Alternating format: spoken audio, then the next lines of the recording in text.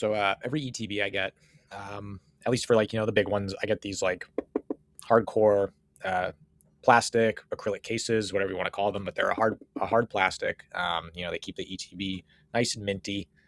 This one's a Crown Zenith ETB Plus hard acrylic. I usually get them from Logan's Pokey Ship, but I don't think he has the ETB Plus ones. So I had to get this one from like Etsy or something, but it's mint.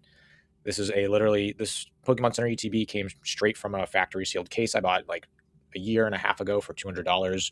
It's around like $600 market price right now. I just want to talk about like acrylics because a few days ago in one of Rudy Alpha Investments videos, he mentioned that, getting acrylics is kind of stupid, waste of money. You buy like, 20, 30 acrylics, however many you need for your collection. And, that money could have gone to like a sealed booster box or something like that. And I understand that. But I think he's just lost in his, distribution mindset where, he has such a large fan base and things like that where, like he doesn't need to store things. He gets the product, rips open the case, ships it in bubble wrap, whatever he does. And then that's it. Like he doesn't have to worry about so like a common person like me or someone else that tries to sell on Facebook Marketplace or on eBay or something like that, that's not widely known like him. So we're going to look at some listings of Crown Zenith Pokemon Center ETBs. I have a few popped up here. So we got one right here for $700. We look at some of the pictures. Corners look clean. Those are just air holes, common in every ETB. I don't see any rips in the corners there. That looks pretty clean. Again, looks pretty clean in that corner. No rip. Yeah, clean all around. That's a clean ETB. $700 actually. So I guess that's what mine's worth because mine is literally straight from a factory case. No rips, no dents, no scuffs, tears, anything. I did sell one on Facebook Marketplace about like 3 or 4 weeks ago now, and it did have a small tear underneath. I think I'll get to one of these pictures that had one right here. It was something like this is what mine had, but it was on the underneath, like kind of more around this area. But like you can see right here, this guy has a small tear on his, selling it for $529. So I mean, this guy gets it because when I did my Facebook Marketplace sale, I had a Fusion Strike ETB that had a small tear in it, just like this, and the guy was going back and forth with me and on the price of it, and he's like, "No, there's a tear on this. I don't even care if you have the acrylic.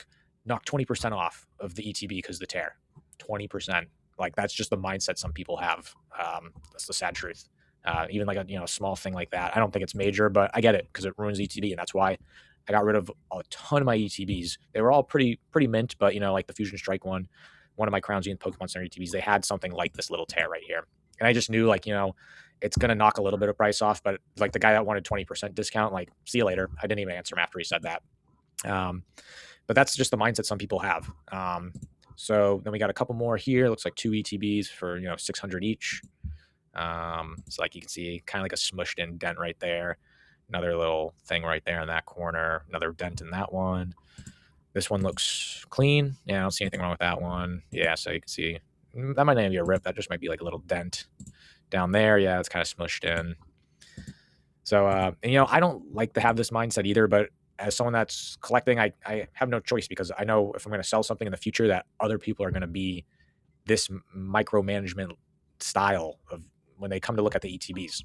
Got another one for 720, and I think, 720, and it's not rip, but kind of could have the potential to rip if you move it around a lot. Kind of, starting to, oh yeah, little hole right there, and he's selling that for more than this guy, and this is the cleanest ETB I saw for $700. Did I maybe miss something on the back? No, maybe that corner. That doesn't really look like anything though. Yeah, so I mean, I think you could get a minty fresh one. I could sell for $700 maybe. I'm not gonna. That's my last one. I'm gonna save it, and it's literally flawless.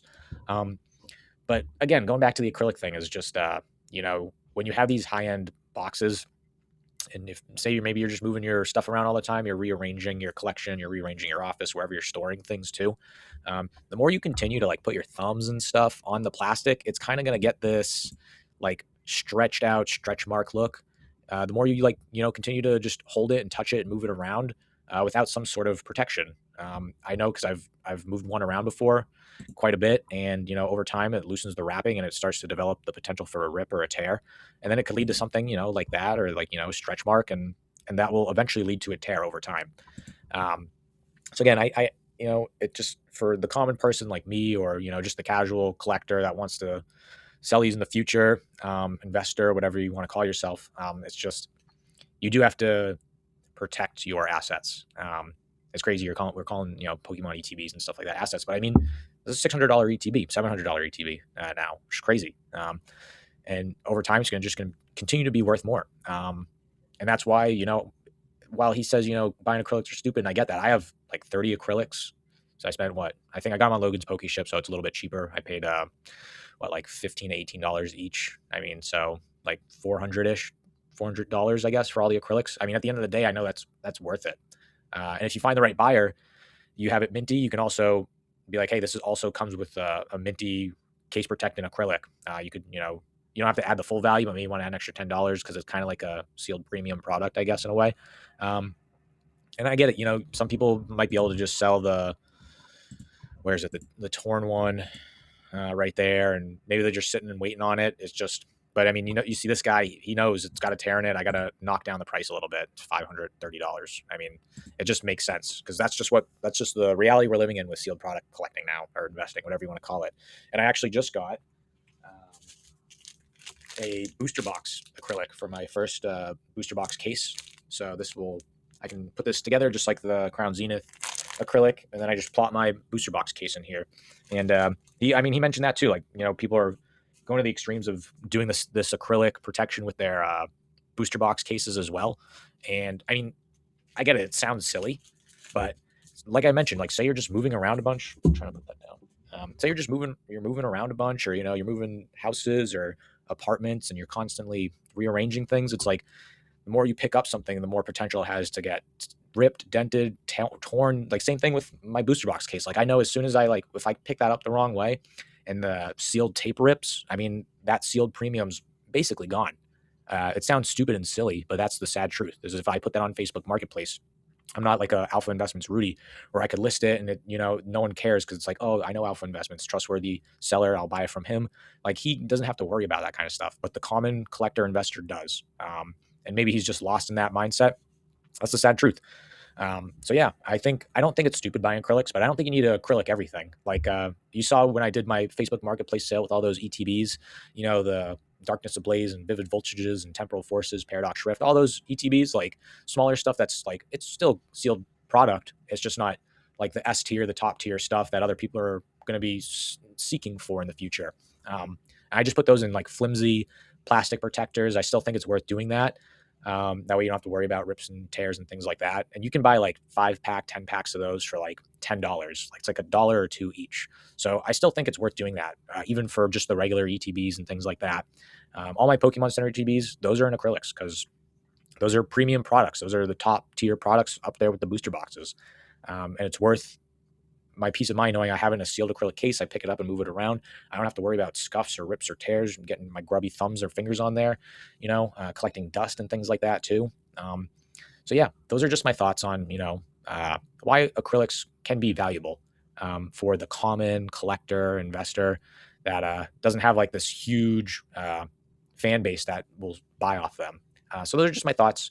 Leave a comment. Let me know what you guys think. Do you think it's stupid to keep the investments, the collection pieces sealed in acrylic cases, or do you think it's actually a good idea? I'm just sharing my thought process, my mindset, my reasoning why, my experiences. And I know just down the future for me personally, I feel more comfortable knowing that they're stored in a safe environment, in a safe acrylic, that I don't have to worry about things like happening to it in the future. But yeah, hope you guys enjoyed the video, and we will see you in the next one.